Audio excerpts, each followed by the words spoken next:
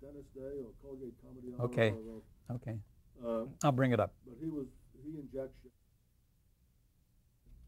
Same officer, same freeway, same motor. Where were we? Just give me a feeling of where we were. Well, we're still on Wanted. I'm just going to ask you if you had a contract with NBC for the show. Okay, got it. Did you have a contract with NBC for the show Wanted? No, overlap. Okay. I'm sorry. That's all right. Ask the question again. They want to edit it. Well, did you hope to be able to work for NBC on a full-time basis? Oh, sure. That was my ambition was to get into television, but I was working for McGraw. I had no contract with anybody. It was just whatever they gave me in expenses. Were you all for putting the show on television, or were you? No. It was terrifying. Yeah. I said, first of all, it can't work, given the state of the equipment of the time. Film, there was no tape at that time. It was film, hot lights, and you can't walk into somebody's home and be very discreet the way I was with radio. And that was just one microphone. By the time I got eye contact, I was able to really make it very inconspicuous. But if you're doing it on film, my God, at least at that time. So I said, so no. Did you leave the show at that point? Yes, so somebody said, what do you want to do? I said, I'd like to. It was at NBC. I said, I would like to be at NBC Television. They said, what do you want to do? I said, well, I'd like to be a director. They laughed. They said, well, you can't be a director just like that. I said, well, what's the program? How do you get to be a director? 1950. They said, you start out as a stage manager. I said, well, I'll do that. And they said, no, you don't want to start out there. I said, it was known that I was probably making $250, $300 a week. They said, we don't pay any kind of money like that. I said, what does a stage manager make? They said, $85 a week. I said, I'll do it. They said, you really? I said, yeah. And the radio guys were laughing at me. They said, you're dumb. Look at the money. I said, look, I'm very young. I have plenty of time. I said, and I think if television is going to catch on the way I suppose it will, you guys will probably be working for me in a couple of years, which is exactly what happened. So I got in as a stage manager. And I was a stage manager with a very illustrious group. Arthur Penn was one, Bud Yorkin. Dominic Dunn, the writer, was a stage manager then in our group. Maury Penn, the whole flock of people. What were your duties? What did you do as a stage everything. manager? Just throw cues. You would throw cues on any kind of show. I was assigned to the Kraft Television Theater. That was kind of interesting because I liked the drama. Maury Holland and Stanley Maury Quinn. Holland and Stanley Quinn. Oh, Maury was a little crazy. I remember one day Maury had they were Dancer Fitzgerald directors, Dancer Fitzgerald and Sample. In those days, they worked for the agency, so the agency would come in with a package, and we were assigned as stage manager by the network. Would you forgive me for correcting you? Yes. J. Walter Thompson. Was it? Oh, you know what? You're right. Dancer Fitzgerald was David Owen. Yeah. Sorry. Good man. I'm just trying to be accurate. It was J. Walter Thompson. You're absolutely right. And the names that you had were absolutely correct. And Maury Holland was a man who had a penchant for shooting in a strange way. He liked to get through a fireplace, let's say. So you put the camera down here and then be a flat in front of it. And at a certain moment, when he was on another camera, remove the thing, and he would take a shot through there. Then you would close it up when he was on another camera. Then he had a wall would open or a picture, and he'd poke through with the camera. He loved to be in four walls and get there. But it was very critical for the stage manager and for the director to be in absolute sync, you could imagine. Well, Maury was not always that clever. So he sometimes got a little crazed and got out of sync. And one day, I'm on my book, and my carpenter, Tommy Nolan. Tommy Nolan. Is that right? Because he was on the Montgomery show too. How did that come back like that? He was the. I'm amazed at myself, Tommy Nolan. Because he was also the union spokesman. Yeah, he's a lovely, young guy. Yeah. Good man. Mm-hmm. And Tommy was on a tipjack where he's going to open the wall on my cue and then close it quickly when it's on a relief camera. Okay. So I'm in my script and I hear what camera they're on, and it's okay. And I said, okay, open the wall, to Tommy. So he opens the wall. Maury's on the wrong camera. I looked at I have a monitor. I'm not seen. I'm behind the flat. And I thought, how strange, they punched up a Jeep monitor. Remember that word? A Jeep monitor was a monitor that was just locally in the studio.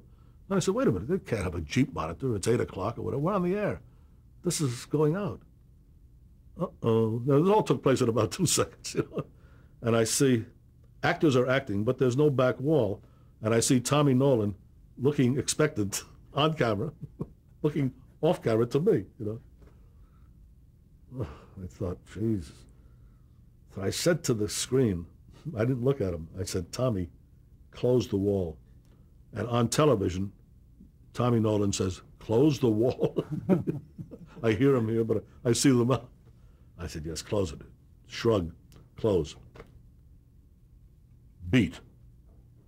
From up in the control room, you hear Maury Holland. Maury. Maury, we're on 3. I don't care what you're on. He started to go, losing it. You working slave all week long, Maury. Camera 4. It's okay. Take whatever you want. And he's bubbling over and losing it. And he said, rehearse, you know, and then you bring it, and the whole wall disappears. And I see a guy eating an apple on a boom in the set now. Oh my God. Maury, so that's okay. Anything you want. He went berserk, but it was live, you know. Well, who saved the day? Nobody saved the day. The TD was punching cameras and getting it right, of course. You know, but Maury lost it, and then he came to me later and he said, "Why did you open that wall?" I said, "Because it's in the script and you were on the wrong camera." He said, "Oh, you're right." He did admit it. You know. But you never had anything like that with Stanley Quinn. Never. Yeah. Stanley was wonderful. He was very, very precise. Very organized. Very organized. Maury was a little strange, but they're both nice guys. Well, that was a very popular show. What other shows did you work on? Well, I was assigned to the Jack Carter show, you know, the hour before the show of shows. Mm-hmm. And Jack Carter, you know, just had breakfast with Jack. You know, Sid Caesar lives up the street. Oh, you know that. You've already interviewed him. And Jack was there at breakfast the other day. He's still flourishing. But Jack in those days was a little crazed, you know, and you know his reputation, you know, for being a little nutty. And one day, I just don't wonder these guys. I don't know how these guys did it. These comics to work live it was insane. And one day we were in his dressing room, 10 minutes to air, and Ernie Glucksman was the producer. And Ernie's giving him notes rapidly, and Jack is absorbing it while he's dressing.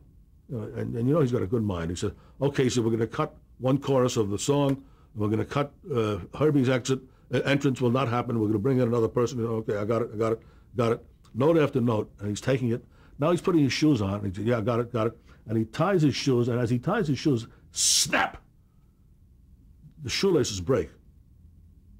And he did this. And the room, which had been babbling, suddenly became very quiet. Jack just looked at this, and he said, "You too, huh? You're against me too." I'll never forget that. It was a strange moment, you know. Jack, what? Let's get back to the. Oh, okay. Get him his shoelaces, you know. And then we went on. But that moment when he just snapped the shoelace was wonderful.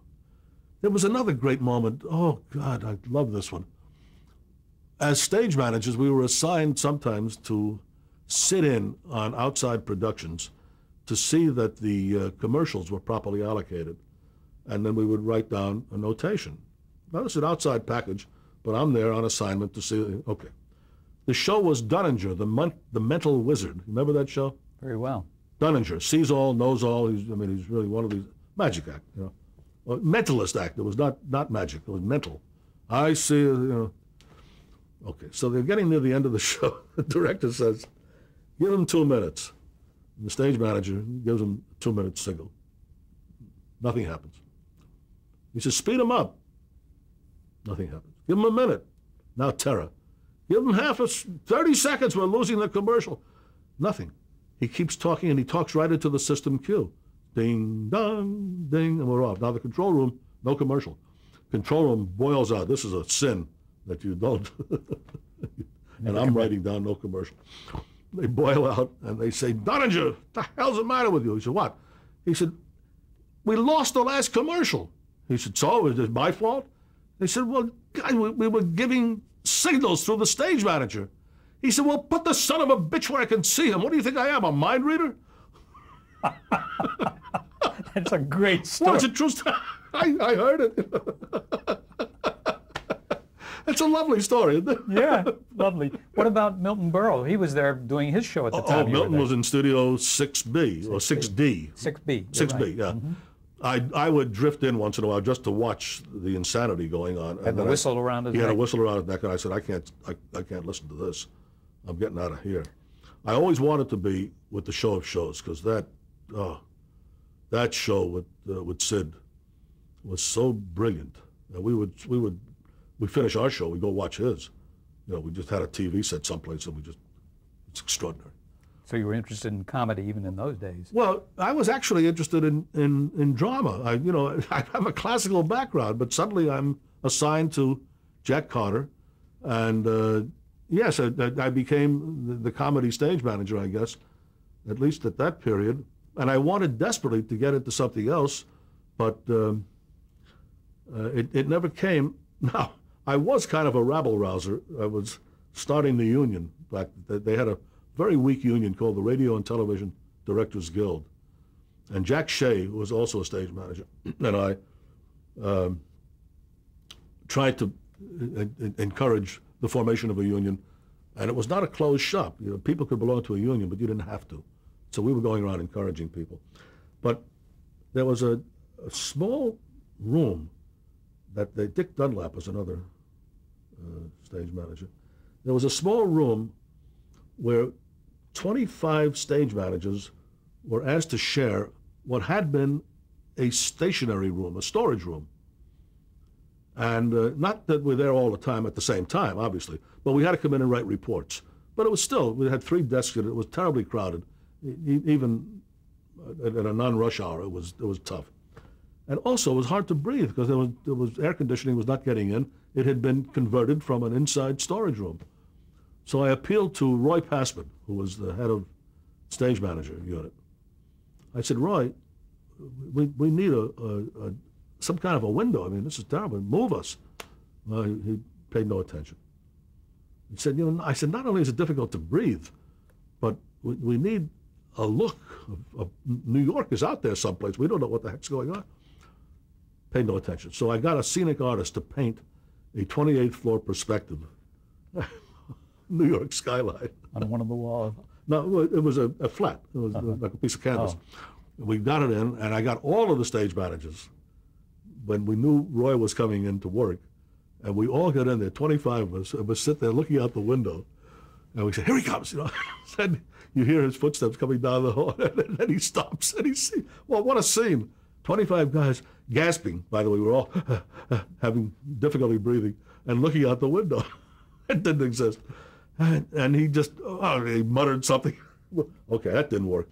So the next day I got a prop parrot, and a dead parrot, a bird, and I hung it up upside down in a cage. And a big note, Mr. Passman, our parrot just died. I said, please get us some air. That didn't work. Well, it did work to this extent. There was a room next door with a bunch of accountants. So one day, instead of moving, this was what I was looking for, they chopped a hole about 8 inches of this wall so that it had air flowing in from the other group, where the accountants were. And we got even with that because we used to stand on the desk and lean over and say, as they're punching numbers, 1 million, 1,000,002, 1,253, and then the whole room would, what? Who are these guys? I'm saying to Passman, move us for God's sakes. I said, we're being disruptive. We don't mean to be, but we need help. So the help came in the following way. He said, John, he said, you're single, which I was at the time. I said, yeah. He said, how would you like to go out to Hollywood for a short time? I said, wait a minute, Hollywood, it's a wasteland. What have I got to do with Hollywood? He said, well, we're going to be opening up the cable. At that time it was only one way. It was east to west, but there was no western originations. And there were kinescopes. They had kinescopes, yeah. He said, we're going to have the western cables opening, and a lot of our comedians want to live out in Hollywood and send them shows back that way. So I'd like you and Arthur Penn and Bud Yorkin to go out and train stage managers. I said, how long? He said, it won't be more than 3 weeks. Oh, reluctantly, okay. So I went out. 1950. 51 by this time. 51 by this time. So we picked up Jack Smite. Remember Jack? As a director, yes. Nice. He became a very good director. Yes. He was an actor. And we said, how would you like to be a stage manager? So we worked at the El Capitan Theater, setting up the Colgate Comedy Hour. Did they pay all your expenses to go out there? Oh, yeah, of course. Oh, are you kidding? You talking to me? Remember the Depression? No, I'm not going to pay my way. What for? I'm on assignment. Mm-hmm. And I really didn't want to go. I had been to Hollywood because I had done a case in the West Coast for Wanted, so there was nothing alluring about coming out at that time. And there were no big television originations. There were, KTLA was here, Channel 13 was here, whatever it became, I don't know. But you knew you were only going to be there 3 weeks. 3 weeks. I said, it's okay. I had a wonderful crew at the El Cap, and we trained stage manager. And then at the end of the week, the end of the period, Arthur had a chance to go back to work with Fred Coe. And here's where our paths diverged. And he became, the great director that he is. He went back and did Philco Playhouse. And I stayed with Colgate Comedy Hour because they said, would you stay on another 3 or 4 weeks? And I said, it's beginning to get to me. I liked it. And I said, yeah, I will. And at the end of that period, they said, how would you like to stay permanently? Because I was now the head cheese. And I was becoming an AD. And I was working in the booth now. So. Were you observing the directors this whole time? Oh, yeah. What they were doing? One of the great things, I was a very good stage manager, if I do say so, and I would get my work done very rapidly so I could watch the directors. You remember who some of those directors were, John? Yeah, well, Sid Smith was the one that's responsible for my career as a director because he got sick. We'll get to that in a minute. Somebody named Lyman, Jack Lyman, the third. Mm-hmm. I found Bill Bennington. I found that I could learn more from bad directors, but I had learned that back in New York, by the way. Of what not to do. What not to do, and I would finish my work very rapidly so I could really study what they were doing and see if their solutions worked or if they had to be bailed out. And after a while, I began to say, what would I do if I were given this process or problem? And I began to come up with ideas that frequently were at odds with the director, but what the producer came up with, the one who was bailing him out, and it was my idea. I never told anybody. I was just doing mental exercise and thinking, how would I handle it? And by the time I got to the point where I really knew I could do as well or better, I thought, hey, it's not that much of a challenge, I think. But it was a mental exercise, and anytime I talk to new stage managers, I say, get your work done and start observing and watch the bad directors better than the good directors. You're going to learn a lot more from bad. I remember one day there was a director, I don't know if I should name him. Why not? Well, because we called him Captain Midnight, so and that was not his name.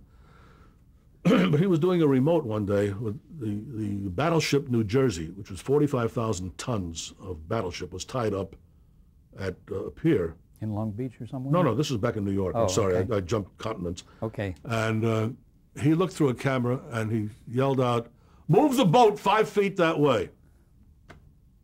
Move the boat. 45,000 tons of battleship. And we all looked at him. And somebody said, there's wheels on the camera. Move the camera. Oh, yeah, okay.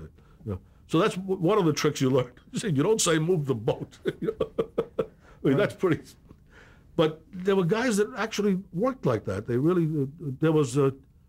remember Jim Jordan? Remember, yes, Jim McGee? Fibber McGee's son. Oh. Jim Jordan Jr. Oh, yeah. Jim Jordan Jr. directed the Colgate Comedy Hour, many of them. Nice man, but he got hysterical. Now, again, going live will do this to you.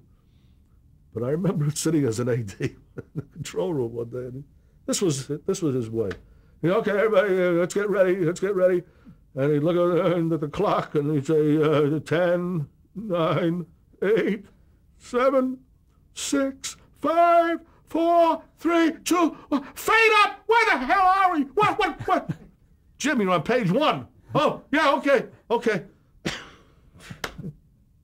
Early days of television, live. So that must have encouraged you a lot faster. Well, at that point, I said, now, wait a minute. I'm not going to say, where am I on page 1? I think I can handle this. So one day I was being an AD to Sid Smith, and the show was Ezio Pinza, remember the famous opera star? And again, of course, live in those days. And I think we were going on the air at 8 o'clock back in the East. And at 4:15 or so, Sid Smith came down with some terrible flu or whatever and couldn't function. And everybody, they're tearing their hair out. They said, what are we going to do? Wait. I said, I'll do it. Who are you? I said, I'm the assistant director, the associate director is what we call it. You can do this? I said, yeah, I think so. So I slid into the director's chair and I did it. Did you have all of his shots in your script? Yeah, of course. Do you remember, did you improvise on those shots? I did a few improvisations, of course. Yeah. It wasn't that tough. Mm-hmm. And the art department quickly got a credit for me, which I saved for years. It was on a big board. But then I threw that out too one day. I want to jump back to the Colgate Comedy Hour. Who were some of the stars that you worked with there? Martin and Lewis, of course. Eddie Cantor. Back in New York, I worked with Ed Wynn. Mm-hmm. And Jimmy Durante. Oh, Jimmy, that was wonderful. That was a wonderful experience with Durante. But back on the West Coast, Donald O'Connor. Right. Was Bud Yorkin working on the show? Yeah, Bud was a cameraman initially. Oh. And later became an AD. He was not. When I was a stage manager, I think he was an AD at that point. What was your impression of him at that time? Nice guy. Mm-hmm. You know, Bud was okay. I think he's had a phenomenally successful career. You know, with, and Norman Lear was one of the writers on. Norman Lear was a writer. That's where we first met, as a matter of fact. Mm-hmm. No, but I didn't make an impression. And Danny Arnold, Danny was working on that. Mm-hmm. He was great. Now I didn't make much of an impression on those guys at that time. I didn't think, because I never really insinuated myself into that company. I had other things to do. But I remember one day Jack Smite was working the Eddie Cantor show, and Eddie stumbled off stage, and Jack caught him. And the producer was not Glucksman, it was somebody else. I can't think of his name now. The producer said to Smite, I want to see you later. Jack didn't know what it was. He said, what? He says, next time that son of a bitch comes off stage, don't catch him. Let him fall. I said, what? What was that about? He didn't like Eddie Cantor. Oh. I'm sorry. I'm just reporting. There are people who say things like that. You know? Sure. You've told us some wonderful stories about live television and the mishaps. Yeah. Describe the atmosphere on the set, though, like just before you were ready to go on the air. Well, it was always great tension, but you were on the top of your game, of course. You know, you had to be alert. Rehearsals, of course, were mandatory. I mean, you had to rehearse to a fairly well, and frequently you never got it right. And cameras were breaking down, so there was always there was some hysteria. But if you knew your craft, you could get through it. And those cameras were big and unwieldy. They were very big, unwieldy, and you had those huge coaxial cables. I remember one day there was Morris Evans was doing Hamlet, and he got to the soliloquy where he said, "Now I am alone," but he wasn't. In the background, was a fat stagehand who was walking across the castle, and the guy, and Morris Evans is doing his soliloquy about "Now I'm alone," and this fat guy, and the guy, he just walked through, and suddenly he stopped and he looked off stage because people obviously were waving at him. And he did one of these. What?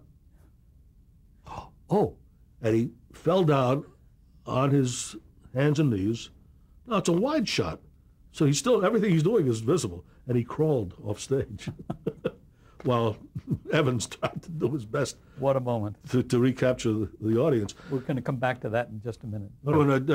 Eva Marie Saint, I saw her just the other night at the museum, and she verified the story somewhat. I don't think, it may be apocryphal, but I thought it was something like this, that there was an actor next to her live who dried up, and they're on an airplane, and he just went completely blank, and he said, "I'm sorry." He said, "I have to get off here," and he left the plane. You know, that's what I heard. I'm not sure that's a true one, but it's a pretty good story. If it Yeah. is. I remember Norman Felton directing an hour where his leading lady was throwing up on camera. Oh my And he God. couldn't cut away from her.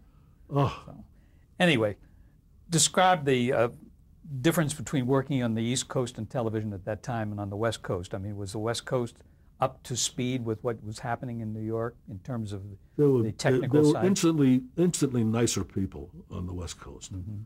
Stage carpenters, like the guy at the El Cap, I wish I could remember his name. He was a lovely man. The East Coast carpenters and crews were tough. They still are. They're still tougher than West Coast. West Coast was accommodating. They wanted to make it go well. East Coast NABET also used to do things to directors. If they didn't like the director and he would say dolly in, they would keep dollying in unless he said stop. They would hit a wall. You know, they did nasty things.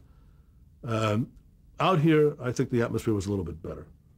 Although NABET still had that rule at that time where the director could not talk directly to the cameras, which was insane. You had to go through the technical director. Yeah, which was insane. I mean, it was trying to maintain a control, but when I got to NBC at one point, I forget when, and I was doing a live show, I said, "This is nonsense." I said, "If we're doing, I guess it came from the old days where very slow dramas were unfolding." I said, "If I'm doing a comedy," I said, "I can't wait for you to translate what I'm saying." So the guys, they used to turn their mics so I could be heard. So you would call the camera cuts Yeah, directly well, of course. as the director. Well, I would snap, I'd say 2, 3, whatever, Yeah. And then the IBEW at CBS always allowed you to talk to the cameras. That's right. They had a different setup. Different setup. Yeah. Made a lot more sense. Talk about Dean Martin and Jerry Lewis. I mean, did you have an easy time or a hard time? I with had them? nothing to do with them during that show. I did direct Jerry later at a feature film. Yeah. But, no, I was very, I didn't count. And I never wanted to insinuate myself into that company where I didn't really belong. The nearest I got, I guess, was Danny Arnold, who was like, he was a little better than a gopher. But he was part of the group, so I could talk to him. And I did talk to Norman on occasion, and you're being tapped on the shoulder.